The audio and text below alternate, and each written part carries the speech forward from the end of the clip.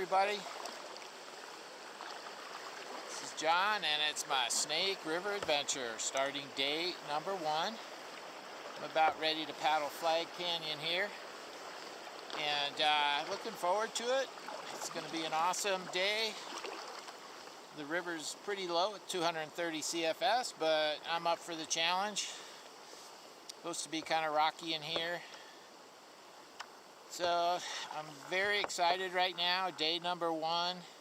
This has been 6 months in the planning, and I started in 2018 on the main stem of the Columbia River. My vision was to paddle all 4 major rivers of the Columbia Basin, and I've done the main stem, the Kootenai, and the Pend Oreille. So now this is my 4th one, and really looking forward to it, to finish this trip and write the book. So talk to you later.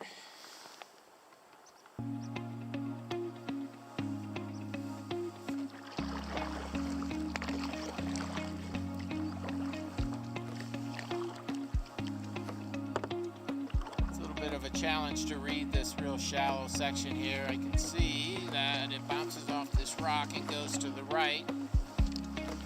Probably gonna scrape in here. So far so good.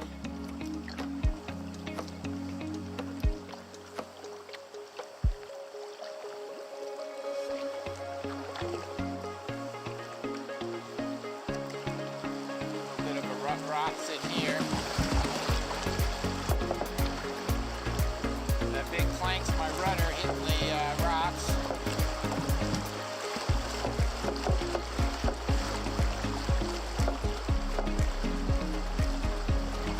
And rapid number 1 is done.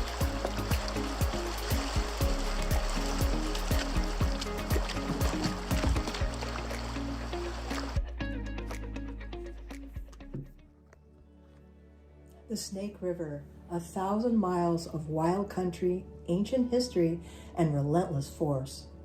From the high volcanic plateaus of Yellowstone to its final meeting with the Columbia River, the Snake has carved the American West and shaped every life that touches its banks.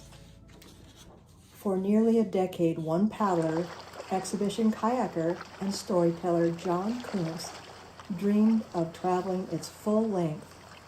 It would complete the Columbia River Basin Grand Slam, the 4th and final great tributary.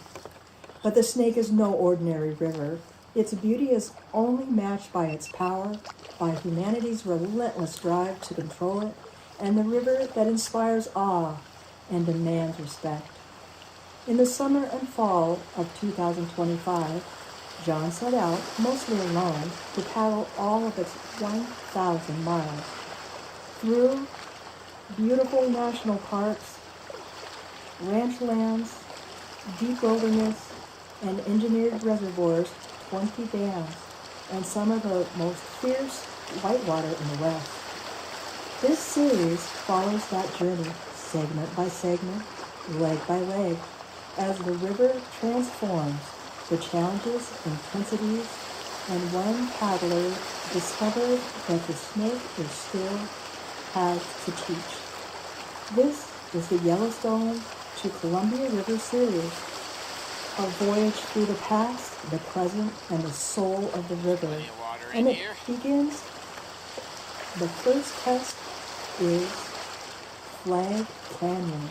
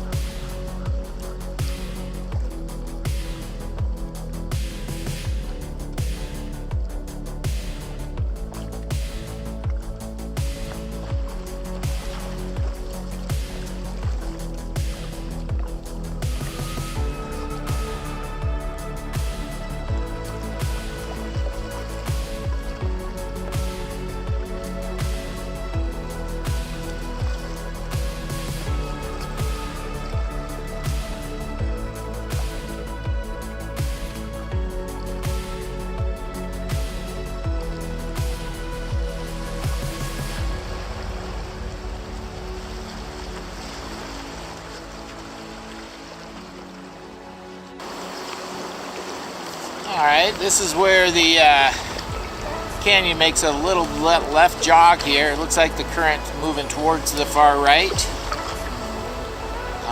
It looks pretty clear. This would be crazy at high water again. I saw a few videos of it.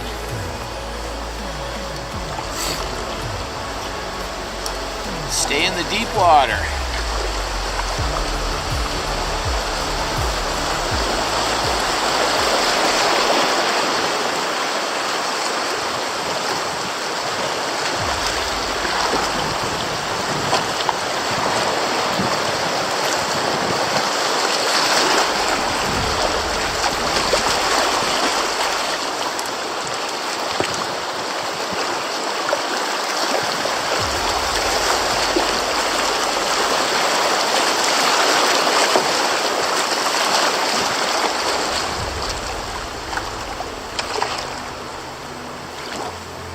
Woo, yeah, baby.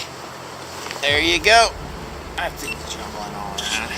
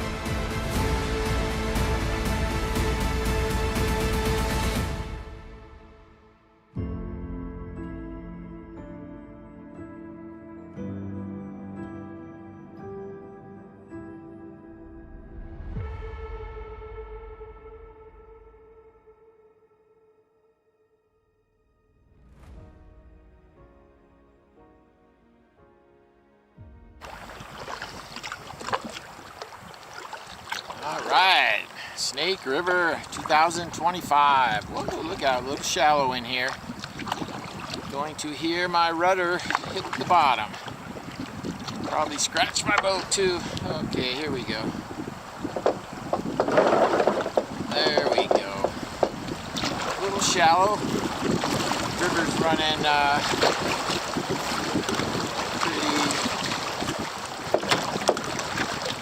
pretty low right now, pretty low. Anyway, I wanted to turn the camera on here just to kind of talk about this trip, and you know, after months and months of planning, to actually see it come to fruition is incredible. I'm just loving it on the river right now, and just can't thank all the people that have helped me get this far. My partner Katie for all the logistics, the food prep, nutrition, exercise programs. Her brother Tim, who drove me to Yellowstone and is following me this first section. First part of the trip here is a lot of whitewater, and unfortunately the people that planned to come with me weren't able to. and so I'm having to do it solo, which increases the danger, but that's not a problem. I feel very comfortable out here. So just looking for wildlife today and enjoying the river.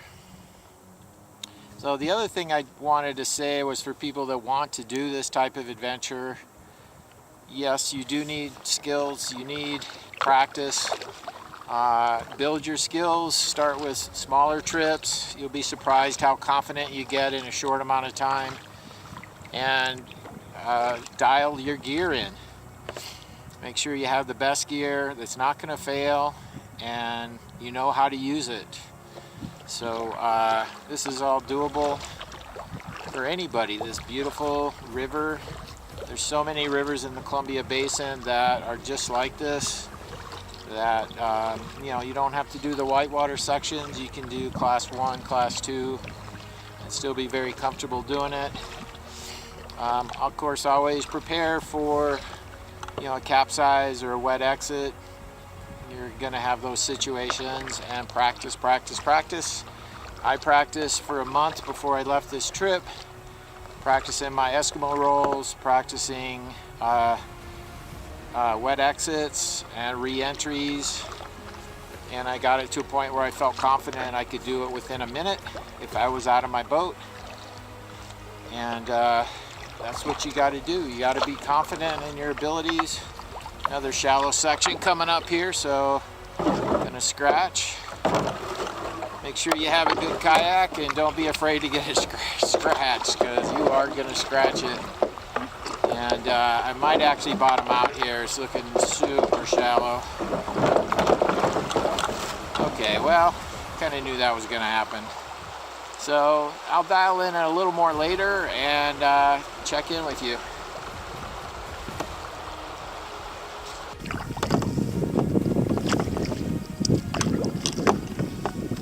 Hey everybody, just made it to kind of the headwaters of Jackson Lake here, and looks like we got a little bit of a braided channel up here. I'm not sure where to go, but we will find our way. So just kind of scouting it. Here you go. It's like a big thing right in the middle. Maybe I can go to the left, see if I can make it there. Lots of birds in here, that's cool. Ducks and trumpeter swans and I forget what those big birds with the long necks are. They're cool.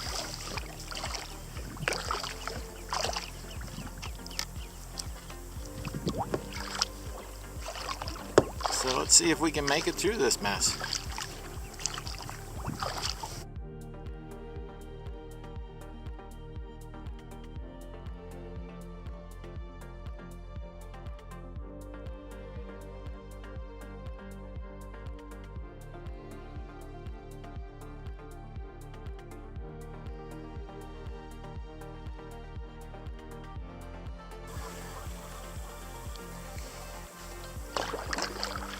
Hey, there's another kayaker out here. Who could it be? I don't know. He looks familiar. Could it be the great Nanook of the North, Tim from Spokane, Washington?